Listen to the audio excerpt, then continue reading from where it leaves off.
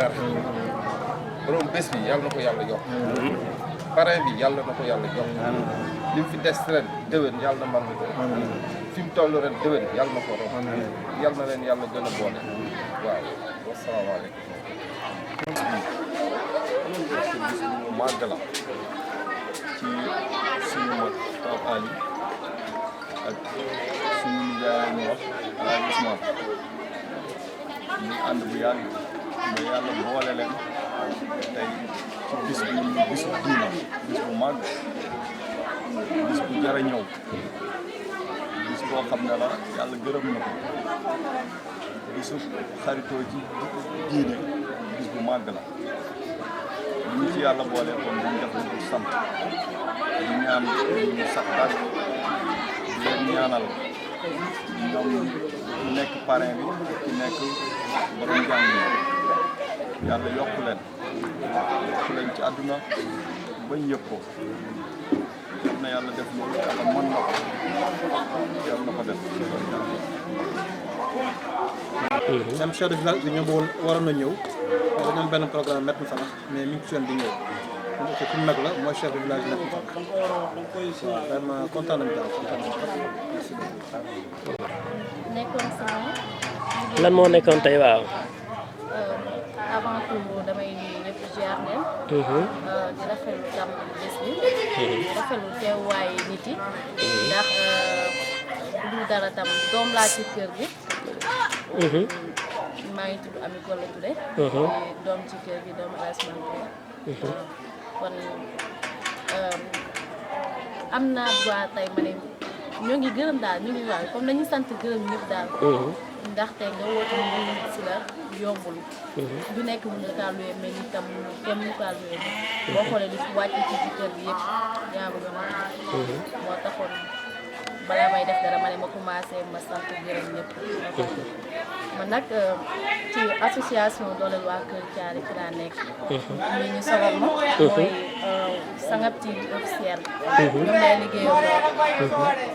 bëgg a ànd ñoom tam liggéey rek pour taaral bés bi. li nga xamante ni day jëmal bés bi kanam rek loolu moo ñu yor ñëpp loolu la ñuy dox.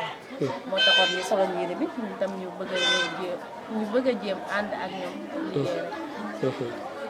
d'accord waaw jërëjëf soxna si. di ci war a dolli sa tur.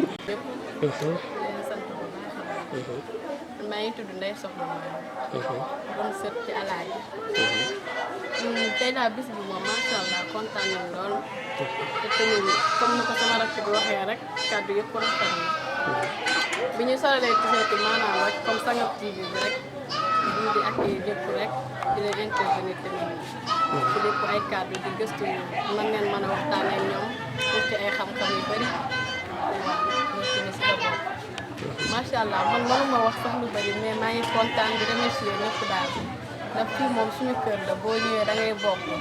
paa bi daa jël ñëpp njaboote def leen na benn leen daal. loolu moom macha allah kontaan naa ci lool. di jaajëfal ñëpp rek nar a jàpp ñëpp ci liggéey bi ci war rek ñu def ko incha allah te ñoo ngi fas yéene jàpp ba mu baax. incha allah Sangap TV bëgguñ tam yem fi tey rek tamit ñu ngi fi ba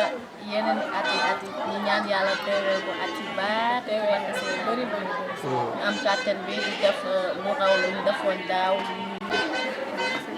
ok. yokkal baat bi tuuti. man la Maimouna Touré. ah. doom ci kër gi.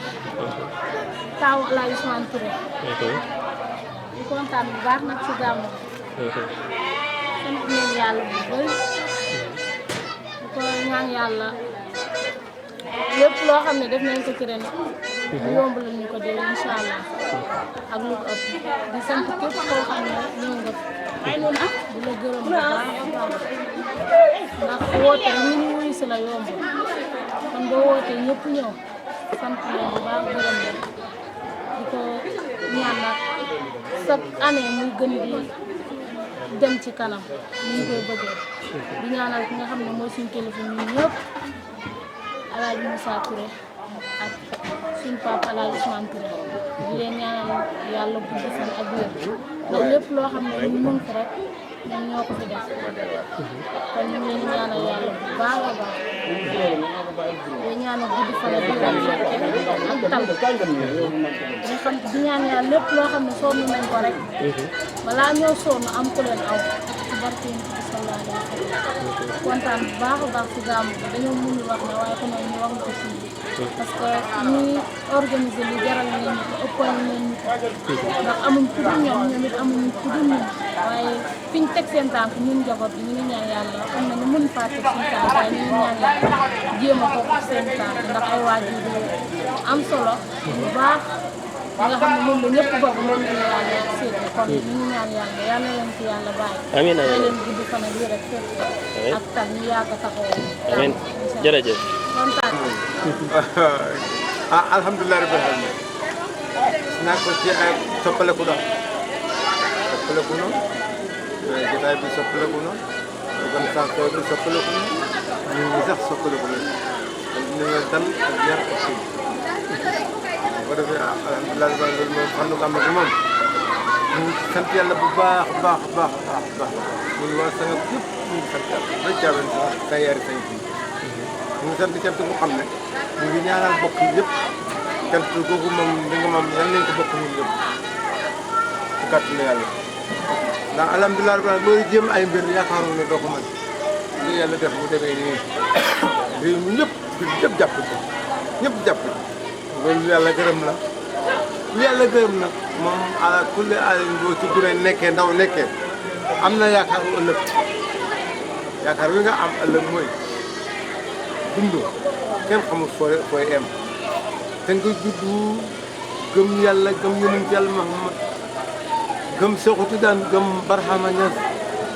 kooku ala kulli alin doy na sant yàlla te ñi ngi xam ne ñu ngi ñoo ko siiti ñëpp ay taalibe Seexu Tijaan lañu ay taalibe Baay Ñas lañu ay taalibe Sanga Njaay lañu kon ala kulli alin daal wax dëgg yàlla li nga xam ne lii man la mën a xamal daal moom mooy ñun mu ngi góor mu ngi jigéen sant nañ yàlla sant bu xam ne kii macha allah alhamdulilah rabbil alamin nekk nañ ko gisee moom mooy toppale ko mooy organisation moom ñu ko liggéey si ak ñi nga xam ne ñoo dëkk ci dëkk bi ak ndaw yi ak jigéen ñi nga xam ne ni ñu amee activité ak daggal ko ay yére ah putisal ko xaalis loolu wax dëgg yàlla rek moo ko war a jëlal doomu aadama te loolu yëpp def nañ ko ba pare kon xale yu ndaw yi di nga maam def nañ tool defal nañ ko tool defal ko lu ne ñun ñii nga xam ne ñun ñooy magi xale yi léegi te bàyyi di seen baay ñuy suñ jarbaat ñun ñoo waral cant gi yéen ko laaj ki ngeen ko waral laaj di am xam-xam te man mii ñun ñoo waral cant gi ndax fe ñu wàccee ñëpp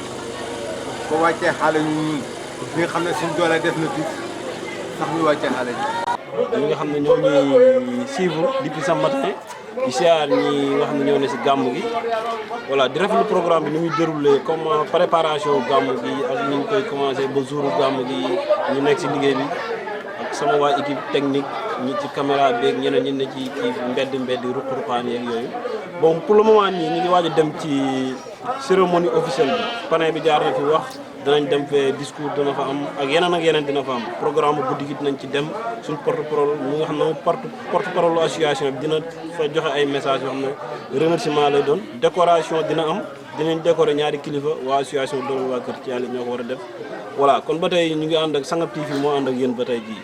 voilà dañ fee am nag koo xam ne nii ñu ngi ko naan Mourou Fall muy benn élément clé boo xam ne nii ci association bi la bokk am benn combat boo xam ne daf ko porté pour association doole waa Kër Thialy gën a dem ci kanam mais discours bi nga xam ne nii daf koy préparé di ko def pour le moment nii 18h tegal na ay minutes yu bëree bëri dañuy war a dem pour préparer ji discours bi léegi nan la ñëwee discours bi soxlawuñu sax mu dugal ñu ci yenn càmbar yi parce que am na loo xam ne exclusif la gars yëpp dina ñëw ba ci tànt ba pour mën a xam loolu nan la Mourou Fall ñëwee mais ni mu préparé discours bi lañ bëgg a xam mais li ci biir discours bi ku ko bëgg a xam da nga ñëw ca tànt ba voilà waa si waaw merci Lamine Sané ginnaaw bi ma sant yàlla julli ci Yonent bi sallallahu alayhi wa sallam maa ngi nuyu ku ci nekk si projet sant di wax comme ni ma ko waxoon ci suba alhamdulilahi rabbil alamin sant yàlla mi nga xamante ni moom moo tax ñu fekkee ko daaw moo ñu may ñu fekkee ko daaw ñu fekkee ko ren aussi ngi sant yàlla bu baax ci fekkee bi ñu may di wax ne nag discours bi aussi bon préparation bi nekkul loo xam ne bon ça me prend du temps parce que réflexe la rek discours bi ñu ma ko santoon dañ ma wax ne rek autorités yi ginnaaw dañuy ñëw te aussi am na autorité politique yoo xam ne dañuy bëgg su événement bi jotee lépp loo xamante ni defoon nañ ko su ñëwee toog ñu jaajëfal leen sant leen gërëm leen donc discours bi il est axé principalement sur des remerciements discours de remerciement la bi nga xamante ni dañuy sant képp koo xamante ni sa dërëm sa doole sa ñaq dugg na ci association bi ñu sant la ñaax la jaaj la ba su ëllëgee lépp loo ci defoon ren nga gën a góorgóorlu pour yokk ko remercier autorité politique yi nga xamante ni ñoom itam ñu ngi si localité bi muy maire yi muy conseil muy auto également le préfet bi nga xamante ni moom moo ñu couvrir événement bi donc discours bi ci loolu lay accès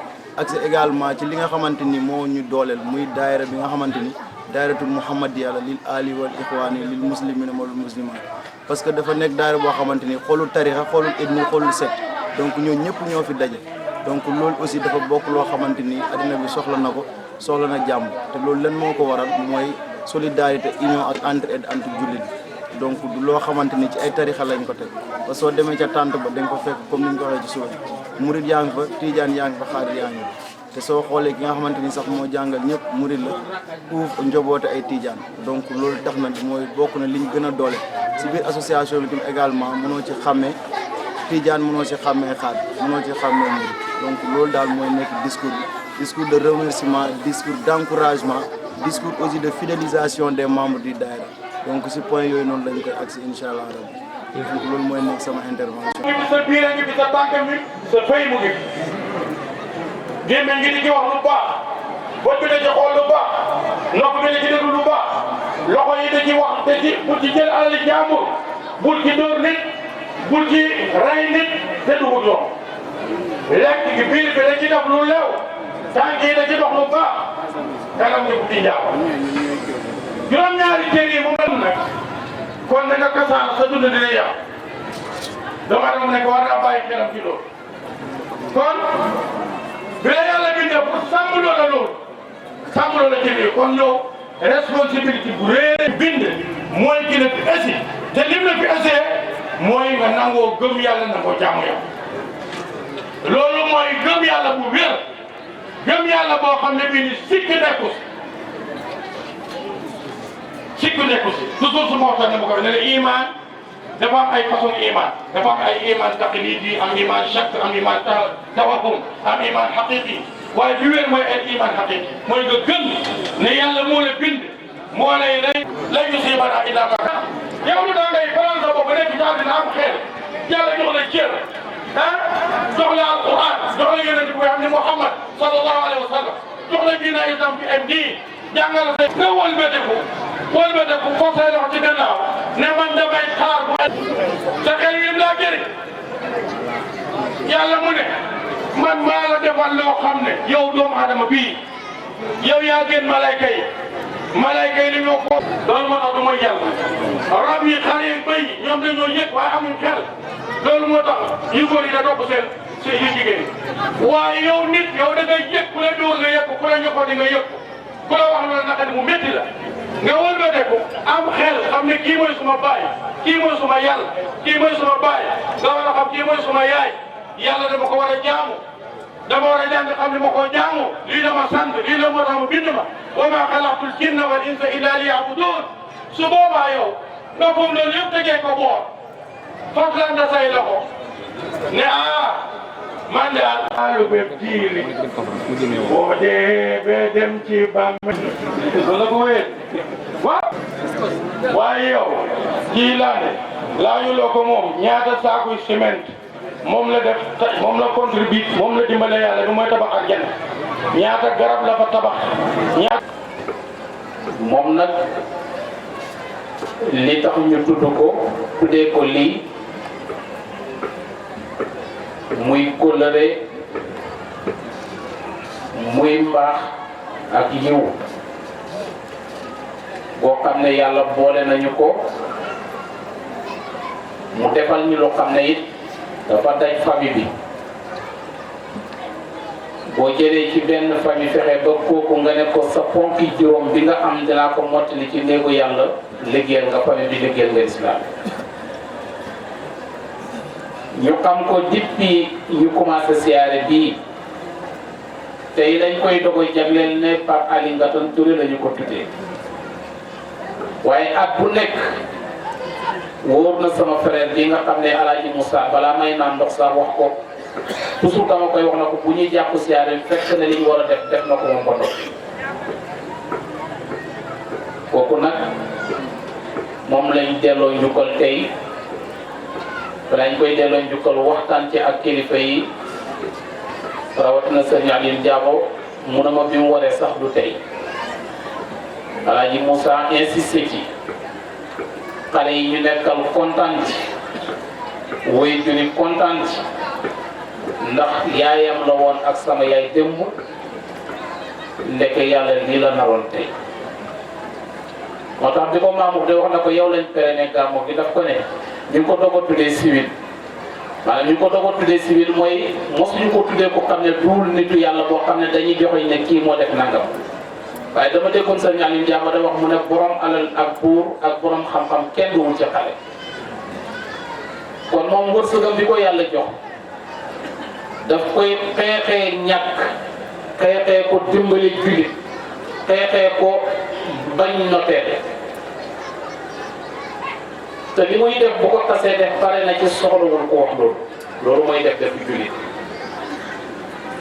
ñu ñi dem këram xam ne at bu nekk ma dem ci palaasam Abidjan ci doom yoo xam ne duñu doomi Sénégal ak liggéey boo xam ne mu ngi koy liggéey ci li muy xetti li jullit yi ci ñu xam ne dañuy mënul wala ñu am problème wala ñu génne leen seen kër mu jënd kër jox leen wala amuñu waruwaay mu jënd ko jox leen wala doomu Sénégal gaañu amuñu lu ko andi mu jël risque bi fay avion bi fay délégation bay ànd ak moom kenn xamul ñaata téeméeri nit la ko def te luñ ci def rek day wax ne bu ko kenn wax rek nañ bàyyi yàlla kon nag sëriñ bi kooku lañ bëgg kaameel yi ñu fi wàccee nga xam ne toll na ci fanweeri kaameel ak ñaar sëriñ bi nga ñaanal ko yàlla bu baax ndax amam day jullit ñaa ngi ciy gis seen bopp mbokk gaa ngi ciy gis seen bopp ñu dul jullit ñu ngi ciy gis seen bopp ndax ay xaritu chrétien sax la ëppale ci li muy jëfandikoo kon yàlla ko tax di def alhamdulilah rabbil alamin Ndari Touré nii borom xam na ci dara ndax ñoom ñëpp moo leen yar jàkka jooju ci buntu kër gi moo ko liggéey bi mu koy liggéey liggéey yëpp nit ku liggéeyal yàlla la def du ku liggéeyal jàkka ju maamam moom li mu doon def aussi itam ci néegi yàlla yi yu bëree bari bu koy def rek da koy def te yàlla tax kon nag Aliou yow mi ko fi teewal ñu lay wax jottali suñu ngërmande ak suñu kontaan fii li mu fi def li mu def fii ci alal ñun duñu ko tudd ci mbooloo waaye ku ñëw di nga xam ne am na lu xew parce que li ñu war a def nañu ko ba li ñu war a desal yëpp mu des kon alhamdulilah rabbil alamin kon nag dañ koy sant bu baax a baax bu kilifa gi jëlee kàddu dina ci continuer li ci des xam naa incha allah ba suba lañ koy mottali beneen ngërmande bi ñu jagleel ko suñu xarit monsieur le maire Ousmane Gueye ñëpp d'accord nañ ne Sanap dang leen di beral loxo ñëpp d'accord nañ sa cofeel ndax Sanap ñëpp d'accord nañ sa mbëggeel ndax Sanap ñëpp d'accord nañ sa njàmbaar ndax ci Sanap te itam du Sanap rek mooy dëkk ci commune bi waaye joxe nga cër boo xam ne fii ñun dañu ñaan yàlla fayal ñu doon ndax ren gëlëm la fi andi foofu la dayoo gàmmu mun yem nag rey nañ ñu ne rey nañ ba rey gërëm alhamdulilah rabbil alamin yim moom ma ko wax lépp man du ma bëgg a wax di jiitu politicien ci wàllu waxam waaye lu ma wax rek dafay wax ne assuré naa ko dinaa ko def annoncé naa ko fii lu mat une semaine te gàmmu gi ñëwagul te boobu mu ngi Dakar di ma woo xaritam bu baax bi Chérif nga xam ne moo nekk loxoom ci côté daara yëpp balaa mooy def tournée mii mën a demee na sax la ma Chérif boo confirmé ma wax ma kañ la mën a samedi mu ne incha allah lu jiitu benn fan ñaari fan man naa ko indil sama bopp ma waxaat Alaaji Moussa ma ne ko lii la maire bi wax kon Ousmane ñu ngi lay ndokkeel ci sa bis di la ndokkeel xam naa ñi nga jaxasoog sama famille bii muy famille Pape Ali Lat Dior xam naa bu baax xam naa ñi nga jaxasoog moom xam naa ñi nga jaxasoog rakkam ndax ñooñu lu dul waaye laal ci ñoom lu dul yiw rek laal nga ma te ci dëgg rek la ñu àndante man ak ñoom dëgg it ci njullite rek la ñu ànd ak bokkoo kon Ousmane monsieur le maire jërëjëf ju ànd ak la wàcc du ñu guddal nag kàddu bi ndax heure bi xat na te yi ngeen war ngeen wax kilifa yaa ngi fi ñu ngi leen di jégalu di leen baal ak salaamaaleykum wa rahmatullah. Maire de la commune de Médina Sabakh, monsieur le maire de la commune de Ngagne Sabakh, mesdames, messieurs les conseillers, messieurs les chefs de village, respectivement de Thiamène et de Sangam. Messieurs les responsables politiques, messieurs les chefs religieux, monsieur le conférencier, honorables invités, en vos titres, rangs et grades, mesdames, mesdemoiselles, bonsoir. J'éprouve un réel plaisir et une grande fierté de me tenir devant vous pour parler au nom de la jeunesse de Sangam regroupée autour de l'association Waker Thiali et l'association Dolel Waker Thiali pour célébrer un événement que les membres du Daïratul Muhammadiyya, l'Il Ali wal Ikhwani, l'Il Muslimina wal Muslimati, dont le coordonnateur est El Haj Ousmane Touré, attendait depuis de longs mois, à savoir la ziara annuelle de Sangam. Je vous remercie d'avoir répondu à notre invitation malgré un emploi du temps chargé. Vous me permettrez tout d'abord de revenir sur la finalité et la quintessence de ce daïra. Comme vous le savez, le Daïratul Muhammadiyya est une organisation religieuse regroupant hommes et femmes de ma Oumma islamique sans distinction de race, de tariqa et de secte ethnique. Ce dernier a pour finalité l'union de tous les musulmans, la solidarité, l'entraide, la promotion de l'islam et la paix dans le monde entier en se basant sur les enseignements de notre vénéré prophète Mohammed sallallahu alayhi wa sallam. C'est ce qui explique aujourd'hui, et comme toujours d'ailleurs, la présence dans cette tente de toutes les confréries communément appelées tariqa, comme l'illustre si bien la présence de ces figures emblématiques, dont notre guide El Haj Ousmane Touré, qui a été enseigné, encadré par Estaz El Alioune Diabo, le imam Cheikh Thiam, Oustaz Ndari Diagne, Oustaz Abadan Sek, El Haj Tidiane Sek et de Oustaz Abdoulaye Gaye. Ces personnalités ont légué ces valeurs à leurs fils qui aujourd'hui sont en train de prendre le relais et d'assurer la programmation et l'organisation de ce gamin. Je veux citer les membres de l'association Dolel Waker Thiali, composée essentiellement de jeunes que je qualifie de jeunesse consciente. Consciente dans la mesure où cette jeunesse a su faire la part des choses en choisissant le chemin balisé par les ancêtres, qui est le chemin d'Allah subhanahu wa ta'ala. Sans ces jeunes, rien n'était possible. Ils n'ont ménagé aucun effort pour la réussite de cet événement, avec à chaque année des innovations majeures, comme en atteste ce joli bisou qui habite aujourd'hui la cérémonie. Mais cette réussite ne saurait être effective sans l'appui des autorités politiques ici présentes. Je veux citer entre autres monsieur le sous-préfet, monsieur les maires et toutes les autorités politiques ici présentes. Chères autorités, le coordonnateur El Haj Ousmane Touré, de par ma voix, vous remercie du fond du cœur. Mention spéciale à monsieur le maire Ousmane Gueye, qui à chaque année s'illustre de la plus belle des manières. En plus d'être à chaque fois à notre côté, il a cette année couvert la restauration du Gamou, en nous offrant au daïra et à son coordonnateur un chameau et un important lot de matériel. Merci monsieur le maire pour cet acte de haute facture. Enfin, permettez-moi de saluer ces braves hommes et femmes qui, depuis ce matin, sont sous le soleil, ne serait-ce pour assurer le bon déroulement du Gamou. Je ne pourrais colorer ce discours sans pour autant remercier vivement notre parrain,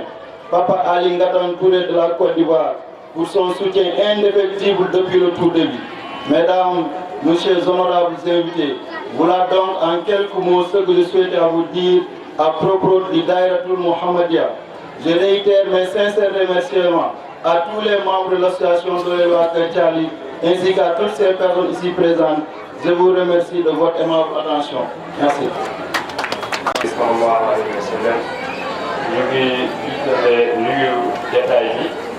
sunu sëriñ bi ak Alaaji Ousmane Touré Alaaji Yaabu nuyu islam nuyu asalaamaaleykum wa rahmatullahi taala wa barakatuh. Sama kàddu bi nag ay kàddu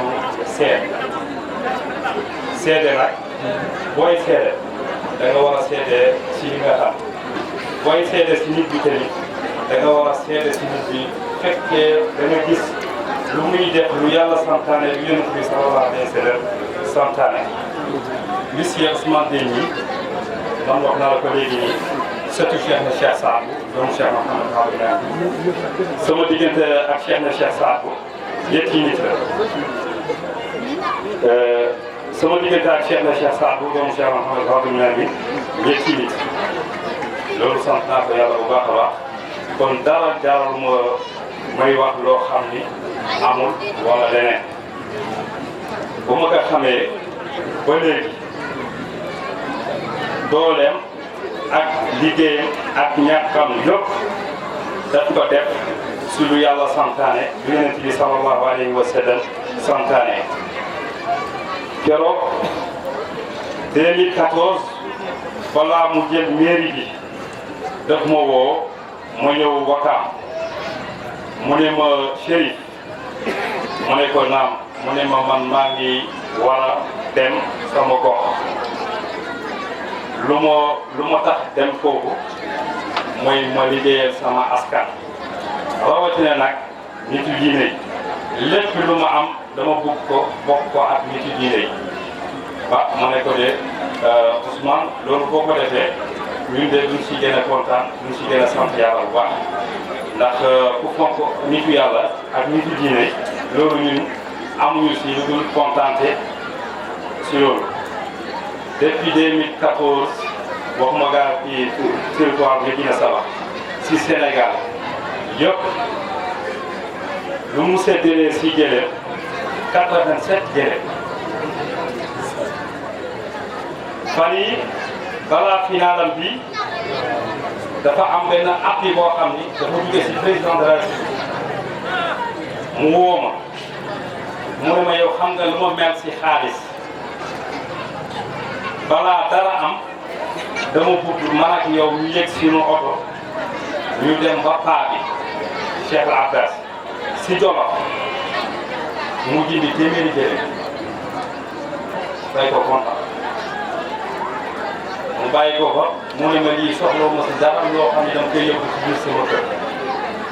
lu ma si soxla mooy nag képp koo xam ne xewla na pour yàlla ak Yonent bi sallallahu alayhi wa sallam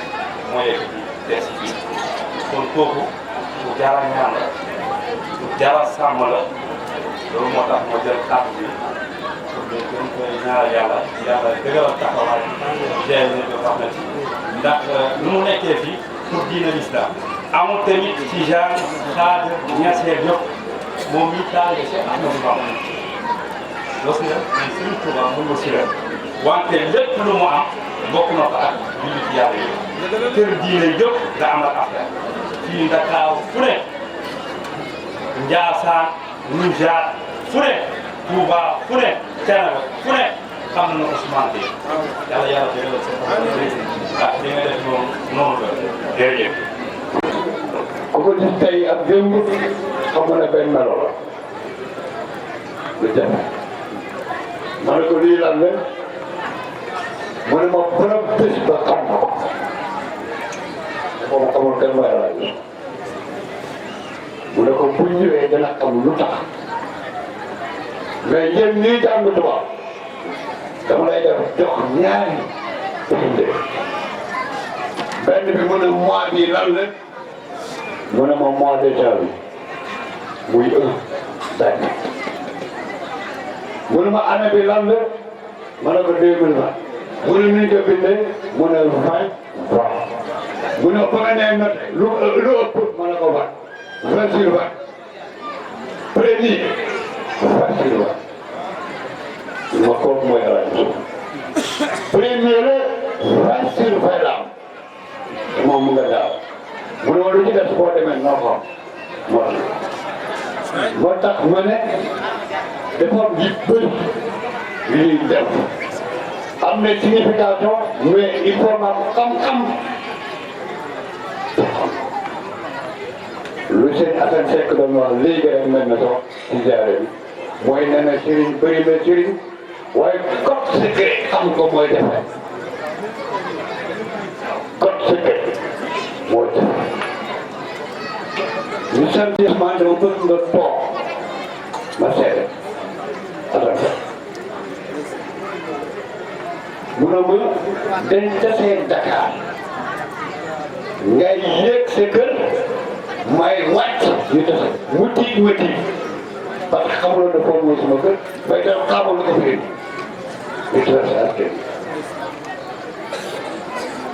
ka ma oo ne na parce que moo ko kooku oo xamul ma seet ak moom dara ci alal ma toog defal ko mu ñëw na ma Ousmane Gueye dafa wax ci yow kàddu yu rafet nee na yéen a bokk am nga xam-xam xam ne la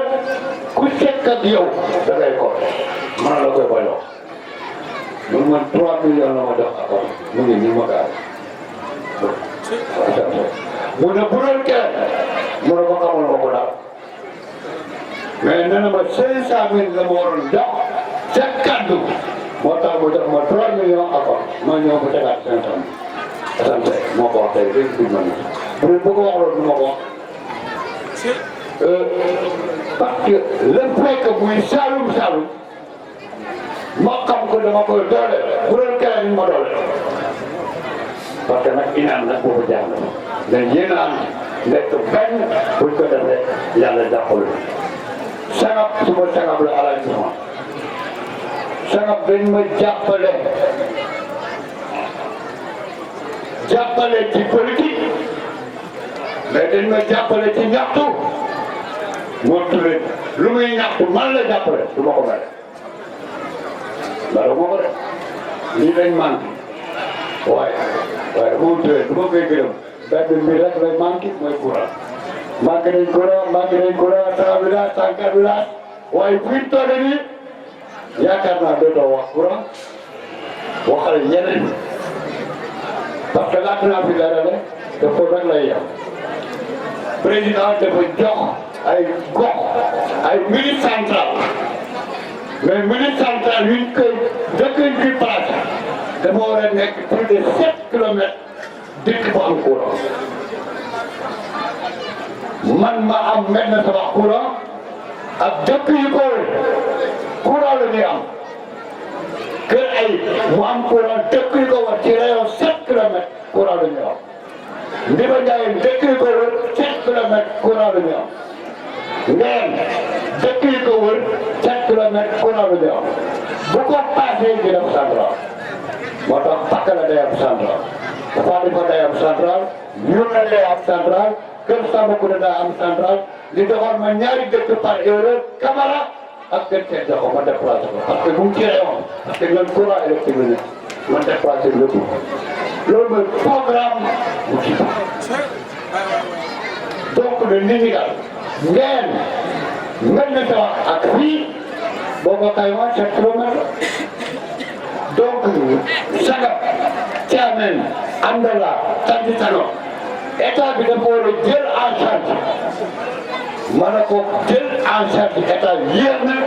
man président jox ma 90 millions jël naa 70 millions pour électricité su ma xaaree ci kaw man nag may naa ko Sagab yaa xaaratuma état lu may wax day am firnde ñi ay conseillers département ba département bi jeex man kese may am commune bu am 92 millions président jox pour jàppale ma ci askan investissement dañuy sant yàlla parce que avant ma ñëw tey ba defee lu ñu wax Koungheul ba ma ñëwee mel na sax mooy premier ci département nañ ma ko jàppale sant yàlla pas pour man Ousmane Gueye mais pour gox parce que damay dem keneen ñëw dañu war a nekk ànd lu ñu am ñu jàpp parce que nag wax naa ko léegi président daf ma yaakaar pas pour commune